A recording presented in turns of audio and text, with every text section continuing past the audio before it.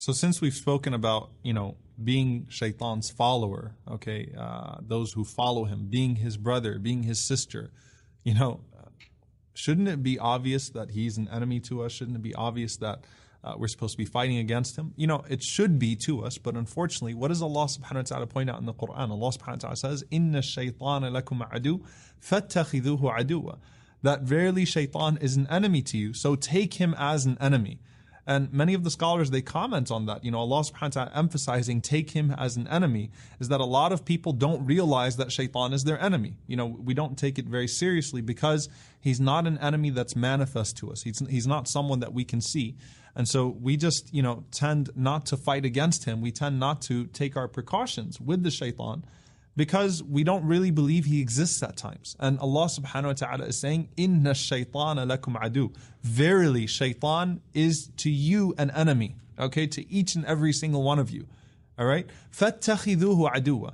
Even when you don't realize that he's at war with you, he's still at war with you. All right? So he doesn't wait for you to become aware of that to fight against you. All right? He's not an ethical enemy. All right? He's going to attack you, especially when you're heedless. In fact, he feasts on your heedlessness.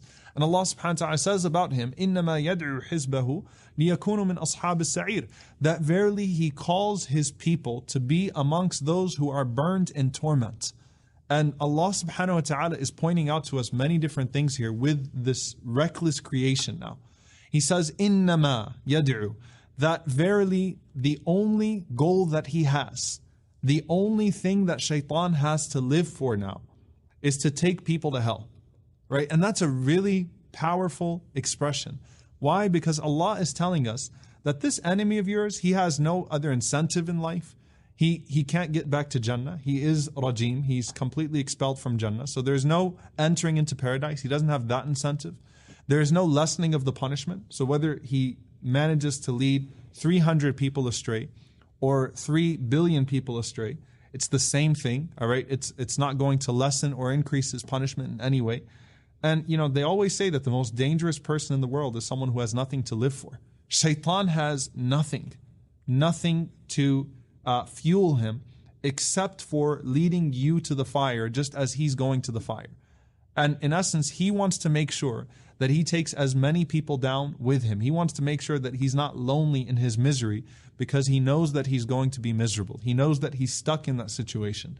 And this is a very dangerous situation for anyone to be in, and that's a very dangerous enemy to have. Someone who has no limits, has no fear, and has no other incentive except to harm you. And Rasulullah ﷺ says, إِنَّ الشَّيْطَانَ قَعْدَ لِابْنِ آدَمَ بِأَتْرُقِهِ. That verily the Shaitan is, he has placed an obstacle, or he is, sitting in every single path of the son of Adam, meaning he has, made it a point to be in your face when you wake up, when you're sleeping, the first thing when you walk out of your house, the first thing when you enter into your house, when you sit down to eat, when you think, when you're thinking about going to sleep, when you're trying to wake up, Shaitan is sitting there and he is working against you at all times. He doesn't take a break. He's a 24-hour enemy. And subhanAllah, the only way that you can disarm him when you go to sleep, for example, from not tying knots on your head is by remembering Allah subhanahu wa ta'ala. Otherwise, he's going to spend the night working on you, tying those knots on your head. You cannot disarm him except with the dhikr of Allah subhanahu wa ta'ala. He is constant against you, and he is constantly working to lead you astray. And all he needs for you, as the Prophet ﷺ told us, is for you to just bite on one of those things that he throws your way, right? He's just constantly throwing out this bait and waiting for you to bite, to take you away from the path of Allah subhanahu wa ta'ala, which is why the Prophet ﷺ, when he drew Sirat al-Mustaqim, when he made this analogy, he drew the straight path.